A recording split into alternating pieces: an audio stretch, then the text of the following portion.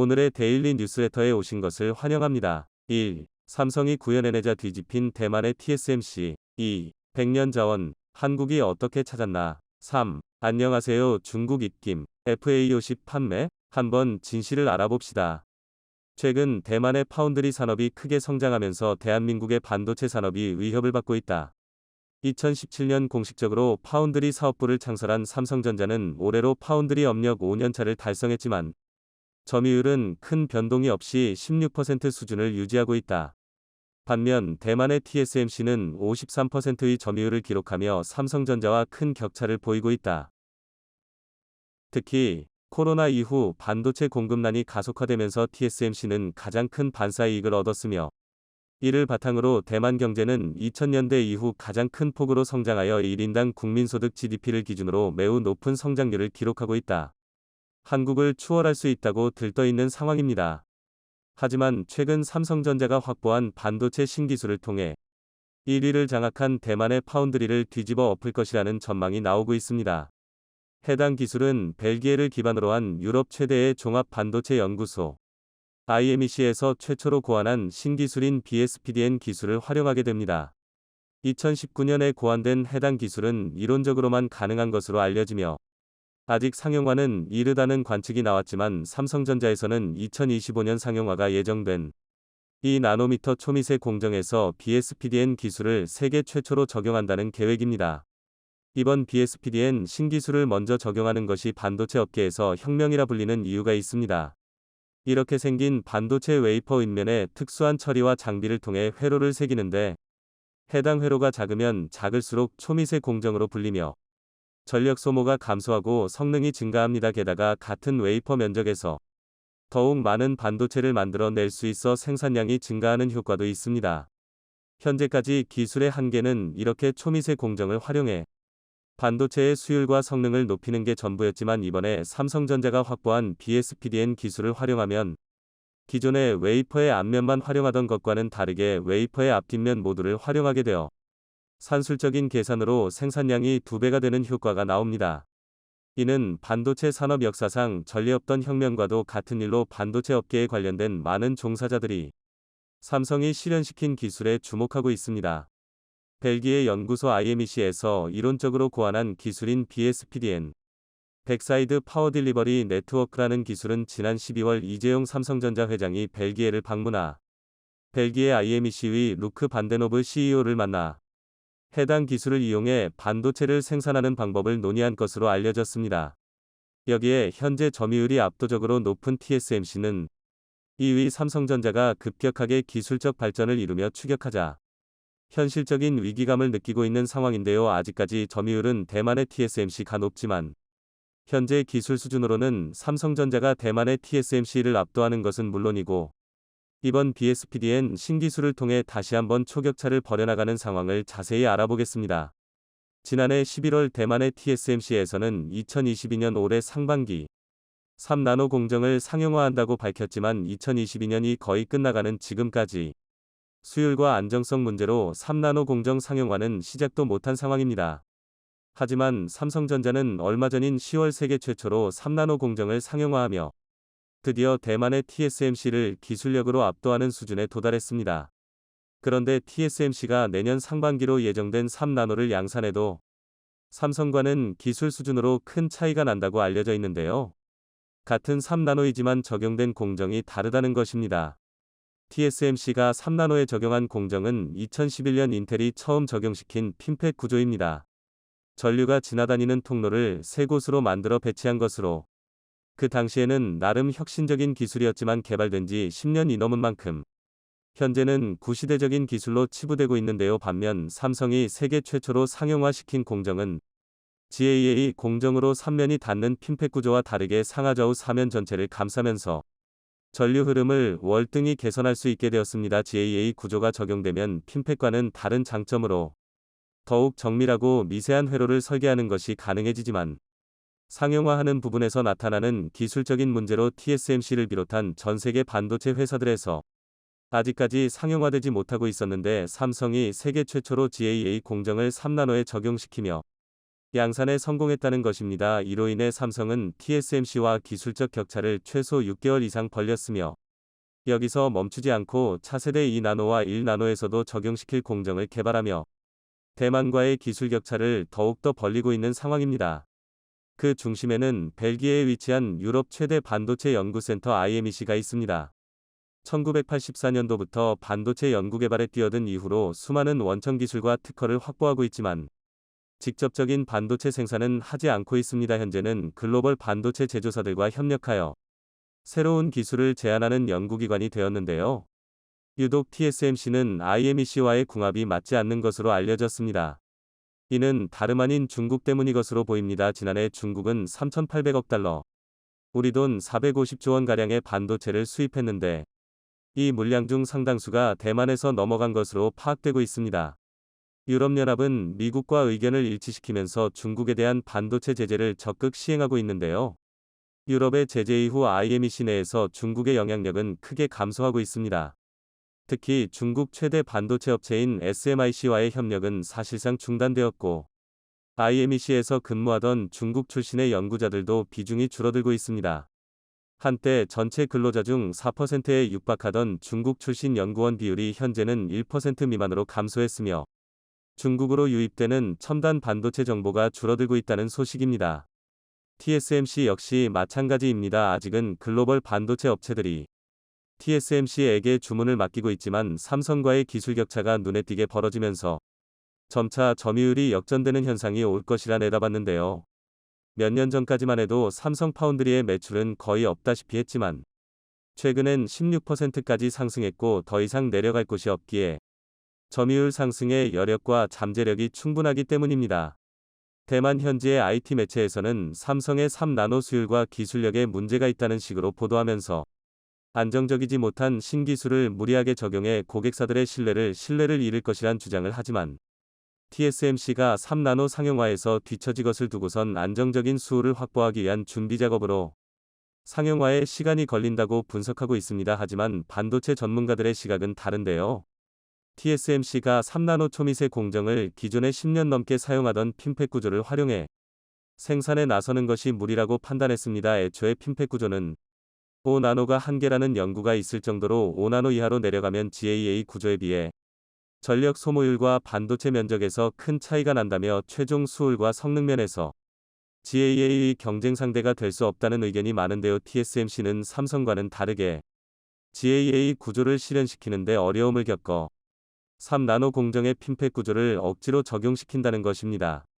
이어서 삼성보다 빠르게 2나노 1나노 공정을 준비하겠다며 발표했는데 이를 두고 전문가들은 GAA 공정에 자신이 없는 TSMC가 GAA 공정을 뛰어넘을 2나노와 1나노로 퀀텀 점프하려 한다고 내다봤습니다. 하지만 모든 기술의 발전엔 순서가 있고 하나라도 부족하다면 앞으로 나아가기 어려운 현실인데요. 특히 이번에 삼성이 계획을 밝힌 웨이퍼 양면을 활용할 수 있는 기술인 BSPD에는 TSMC에선 아직 적용할 수 있는지조차 불투명할 정도로 기술 격차가 벌어진 상황입니다.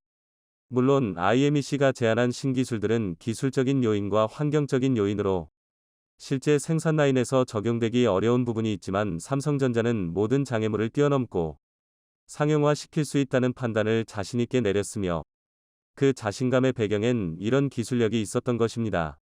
기술이 부족한 TSMC가 10년이 넘은 핀펫 구조로 3나노에 진입하겠다는 상황이지만 삼성은 핀펫의 다음 세대인 GAA를 넘어 이젠 MBC로 진화하고 있습니다. 물론 방송국 MBC와는 전혀 관련이 없지만 간단하게 설명하자면 GAA 구조는 나노 선형 구조로 접촉 면적이 핀펫보단 많아지지만 선형 구조의 한계가 명확합니다. 하지만 삼성이 준비 중인 MBC 펫 구조는 나노시트 구조로 사면 전체가 전류가 흐르는 것은 물론 면적 자체가 넓기 때문에 전류 흐름이 더욱 원활한 것은 물론이고 BSPDN과 같은 신기술과 결합하는 경우 시너지 효과를 일으켜 반도체 수율을 월등히 끌어올릴 수 있다는 것입니다. 이론적으로만 존재하던 반도체 수율 2배 향상 기술을 삼성전자가 현실화시키면서 TSMC는 초비상에 걸렸습니다. 현재는 TSMC가 더욱 많은 고객사를 확보하고 있지만 삼성의 주특기는 기술력을 앞세워 물량 공세로 치킨 게임을 하는 것입니다. 이번 신기술로 동일한 면적의 웨이퍼당 반도체 생산 개수가 늘어난다면 삼성은 경쟁사보다 저렴하게 제품을 공급할 수 있고 가격 경쟁력에서 우위를 점하게 됩니다. 따라서 현재 TSMC에 몰려있는 글로벌 고객사들이 가격 경쟁력과 품질을 쫓아 삼성으로 오게 될 것이며, 이런 흐름은 3년 내지 5년 안으로 현실이 될 것이라는 전망입니다. 과거부터 삼성전자와 정면으로 경쟁하던 반도체 업체들은 이미 역사 속으로 사라지게 되었는데요. 대표적으로 일본의 반도체 업체들이 있습니다. 대만 TSMC는 현재 미중 갈등의 반사이익으로 많은 혜택을 보고 있지만, 결과적으로 기술력 격차와 품질 및 생산 단가 차이로 파운드리 1위 자리를 한국에 내주게 될 것입니다. 차세대 미세 공정 계획만 발표하고 상용화는 미루고 있는 TSMC와는 다르게 삼성전자는 2025년엔 2나노, 2027년엔 1.4나노 반도체 공정을 양산한다며 자신감 있게 발표하고 있는데요. 반면 TSMC의 2나노와 1.4나노 공정 도입은 삼성보다 최소 1년, 늦으면 3년 이상 오래 걸릴 것이란 주장이 나오고 있습니다. 삼성이 기술력 초격차로 TSMC를 추격하자 대만에서도 관련 기술 투자를 늘리며 대응하고 있지만, 삼성과 R&D 연구개발 투자 규모에서 차이가 벌어질 대로 벌어진 상황인데요.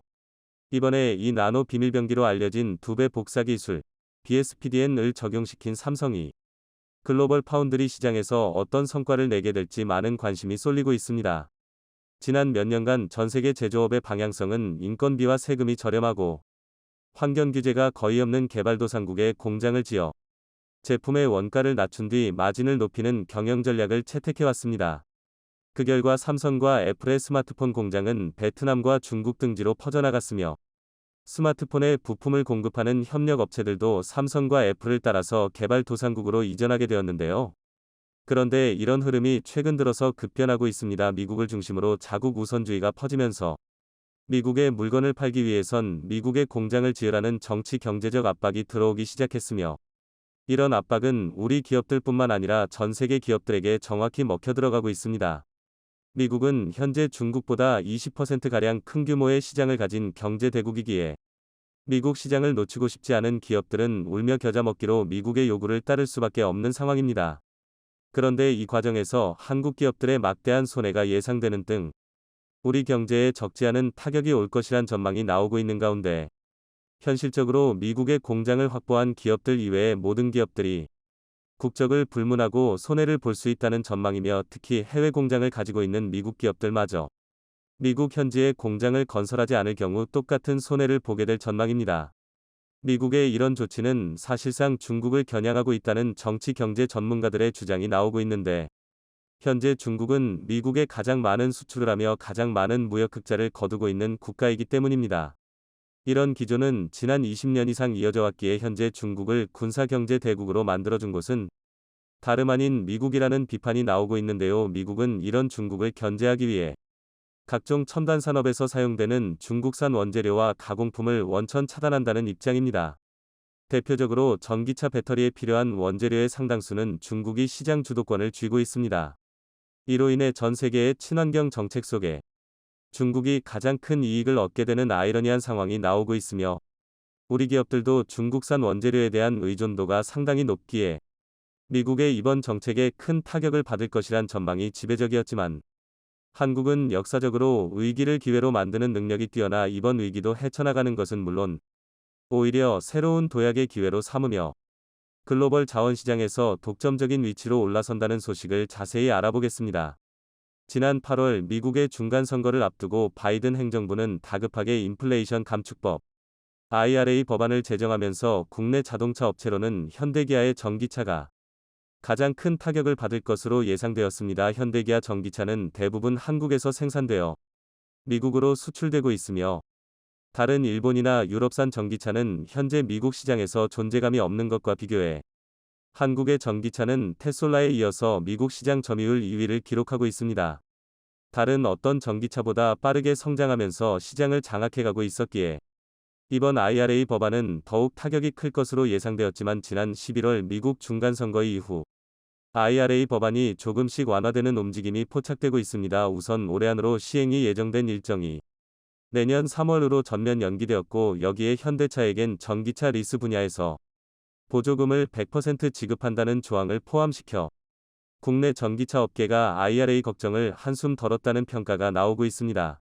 미국 자동차 시장에서 리스 비율은 40%에 육박하며 전기차를 리스로 구매할 때 친환경 보조금을 100% 받는다면 현재 40%의 리스 비율이 훨씬 더 늘어날 가능성이 있습니다. 이렇게 절반가량의 걱정을 덜은 한국의 전기차 업계는 미국의 IRA에 대응하기 위한 원자재를 공격적으로 확보하고 있습니다. 현재 국내 배터리 업체인 LG 에너지 솔루션과 포스코 등 많은 기업들이 미국, 호주, 캐나다부터 칠레, 아르헨티나까지 배터리에 필수적으로 필요한 원자재 공급망을 확보하고 있습니다. 호주에서는 5년간 5만 톤 이상의 수산화 리튬을 공급받는다는 계약을 했고, 캐나다에서는 31개 핵심 광물에 대한 양해각서 MOU를 체결했습니다. 이어서 포스코에선 아르헨티나의 리튬 호수에 대한 소유권과 개발 권한을 확보해 연간 12만 톤이 넘는 수산화 리튬을 생산할 수 있게 되었습니다. 포스코 측에 따르면 해당 염호엔 1,500만 톤가량의 리튬이 매장되어 있는 것으로 확인되었으며 전기차 배터리 4억 개가량을 생산할 수 있는 분량입니다. 얼마 전 리튬 공장 준공식을 마친 아르헨티나 옴브레 무에르토 호수엔 염분과 불순물로 다른 생물이 살 수 없지만 상당량의 리튬이 함유되어 있습니다. 한국식 염전의 방식으로 호수물을 끌어와 증발시키면 기존 호수물보다 4배터부터 5배가량 농축된 고농도의 리튬 용액이 만들어지고 여기에 포함된 나트륨, 칼슘 등 불순물을 제거하여 전기차 배터리에 사용할 수 있도록 가공하는 과정을 거칩니다. 현재까지 확인된 매장량 규모로 봤을 때 한국에서 사용되는 배터리와 수출하는 배터리를 합쳐 100년 이상 사용할 수 있는 리튬이 존재하며 2030년 한국의 리튬 생산 규모는 세계 1위까지도 노려볼 만하다는 소식입니다. 특히 미국의 IRA로 배터리 소재의 탈중국 현상이 가속화되어 중국은 매장량이 많아도 이를 주문하는 업체가 없게 되어 더 이상 원자재를 생산하지 못할 가능성이 큽니다. 게다가 포스코의 리튬 호수엔 아직까지 탐사가 안 된 부분에서 채산성이 있는 리튬 매장지가 계속 확인되고 있기에 앞으로 이곳에 묻힌 리튬 매장량은 대늘어날 것으로 보입니다. 그런데 여기에 한 가지 문제가 있습니다. 아르헨티나는 미국과 FTA를 맺지 않고 있어 배터리 보조금 지급 대상 국가에 해당하지 않습니다. 물론 한국이 확보한 호주와 칠레의 리튬 광산의 경우는 미국과 FTA를 맺고 있어 보조금 지급은 물론 IRA 기준을 충족하지만 아르헨티나보다 채산성과 생산량이 부족하며 현지 정부에 납부해야 하는 로열티나 세금도 비교적 높은 것으로 알려졌습니다. 아르헨티나의 경우 포스코 측에서 리튬을 생산해 수출하게 되면 3%의 로열티를 지불해야 하지만 칠레는 20% 수준의 로열티를 지불해야 하기에 매장량과 채산성 그리고 수익성 측면에서도 아르헨티나의 리튬 호수를 활용해야 합니다. 그런데 때마침 미국과 아르헨티나는 현재 FTA 관련 협상 중이고 세부 내용을 조율 중이라고 알려져 관세 문제가 해결될 조짐이 보이고 있습니다. FTA 관련 협상은 여러 경제적인 이해관계가 달려있기에 체결까지 시간이 굉장히 오래 걸리며 체결 여부도 불투명합니다. 그런데 미국과 아르헨티나가 FTA를 맺지 않아도 한국이 전기차 배터리 보조금을 확보할 수 있는 방법이 등장했습니다. 현재 아르헨티나에서 생산된 리튬의 원재료를 한국으로 수입하여 수산화 리튬으로 가공하고 배터리 업체에 납품하면 IRA 생산 조건을 만족하게 됩니다. IRA 배터리 관련해서는 배터리를 구성하는 핵심 광물의 40% 이상을 미국 또는 미국과 자유무역협정 FTA를 맺은 국가에서 채굴 및 가공을 해야 보조금을 지급한다는 것으로 한국은 미국과 FTA를 맺고 있기에 이런 조건을 만족하는 것입니다. 무엇보다 아르헨티나는 미국과 정치 경제적으로 분쟁이 없기에 이런 전략이 가능합니다. 중국의 경우는 IRA 관련법상 중국산 원재료를 원천적으로 금지하고 있어 중국 원재료를 수입해 한국에서 가공한 뒤 미국에 수출하는 방법이 통하지 않습니다. 여기에 오래전부터 한국은 아르헨티나를 포함한 남미 4개국과 FTA를 추진하고 있었지만 코로나 상황 이후 협상이 중단된 바 있습니다. FTA 협상을 지난해부터 재개하는 가운데 남미 4개국, 그 중에서도 아르헨티나와 FTA가 체결되면 우리가 현지에서 확보한 리튬과 같은 천연자원을 한국으로 수출한 뒤 한국에서 가공하여 배터리의 원료로 사용할 수 있게 됩니다. 물론 아르헨티나와 FTA가 체결되지 않더라도 미국의 보조금 100%를 받을 수는 있지만 FTA가 없다면 한국으로 리튬을 수입하는 과정에서 관세가 발생해 원가 상승의 요인이 있습니다. 한국이 어려운 상황 속에서 해답을 찾아내는 것은 물론 오히려 자원 분국으로 가게 될 길이 열리자 미국과 중국은 크게 당황하고 있습니다.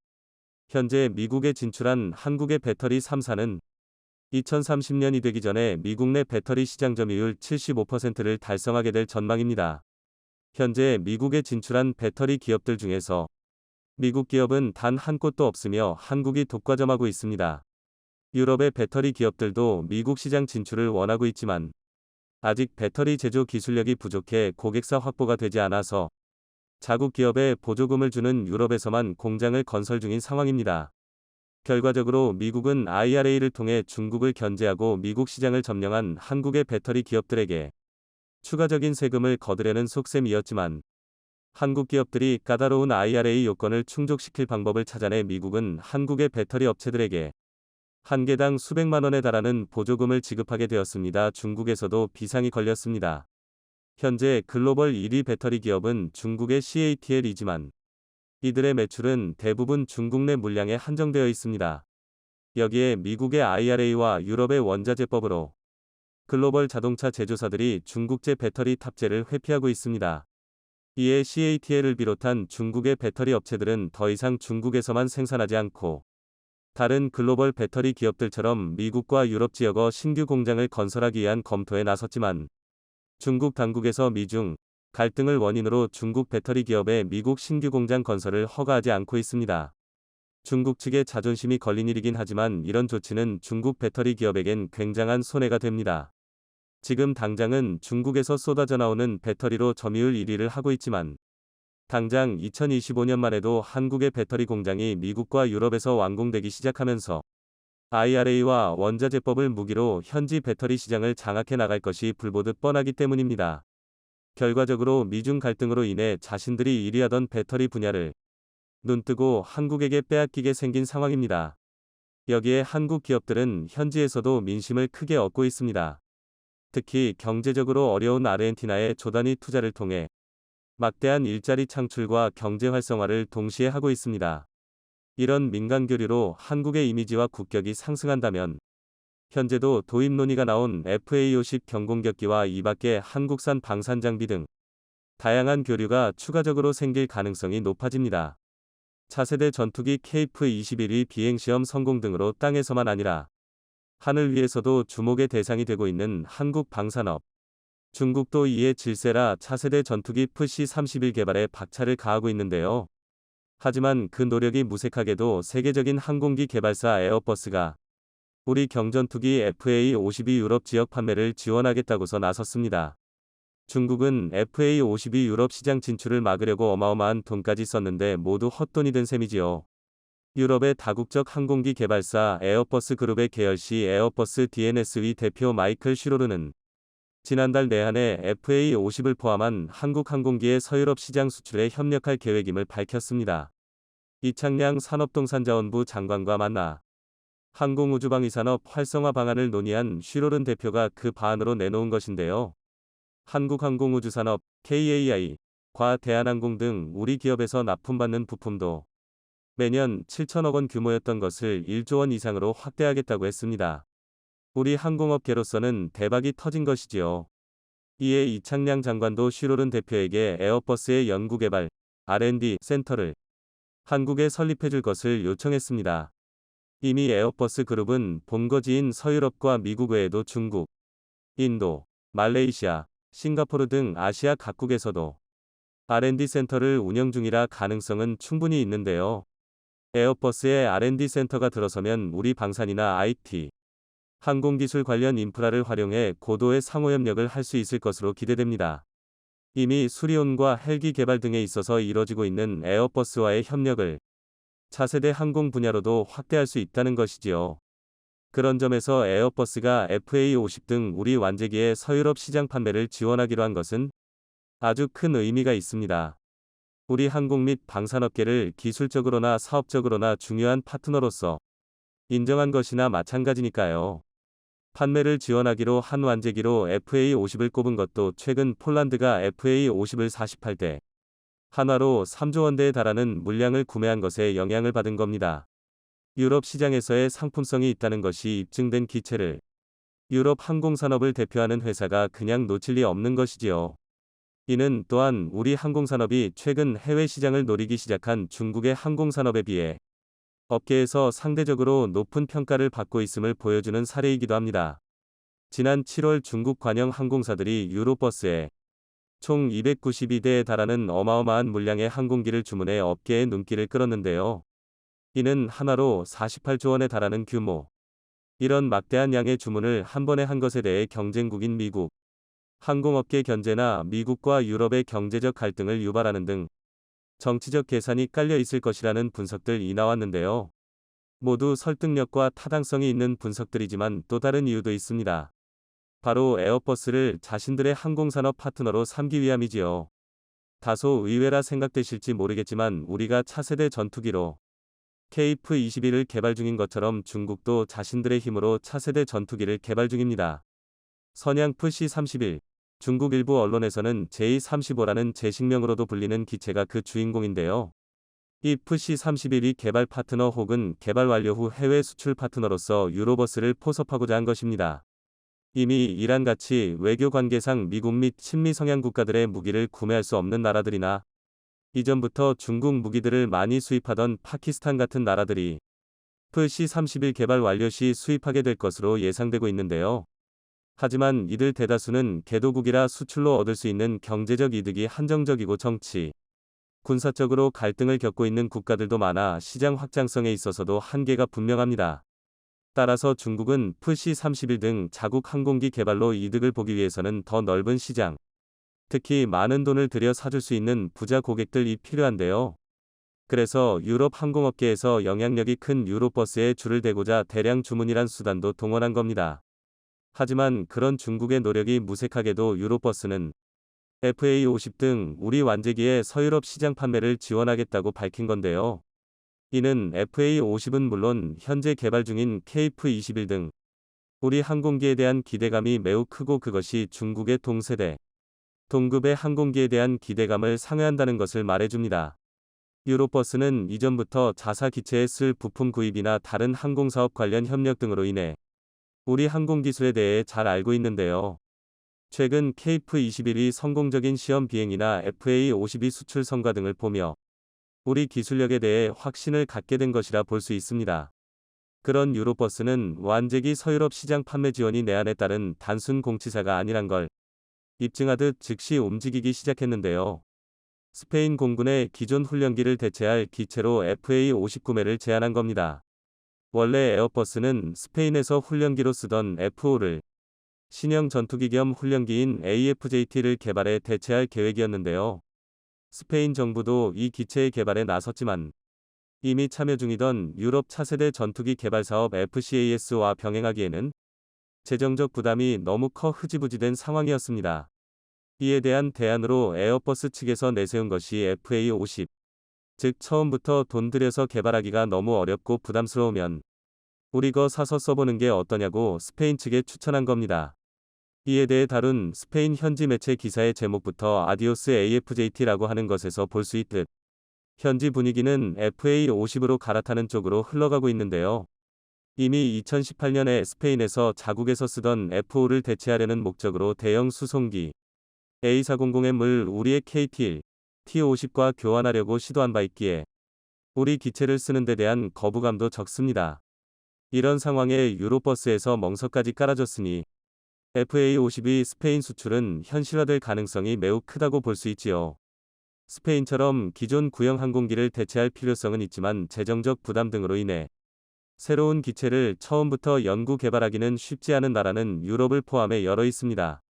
이번에 스페인에 FA-50을 수출하는 데 성공하면 비슷한 상황에 처한 다른 나라들을 향한 수출길도 따라서 열릴 가능성이 크지요. 그것도 유로버스라는 모두가 신뢰할 만한 파트너와 함께라면 말입니다. 유로버스라는 든든한 파트너의 도움도 도움이지만 FA-50이 자체적인 성능이 개량되고 있다는 점 또한 향후 수출에 있어 청신호가 되어줄 것인데요.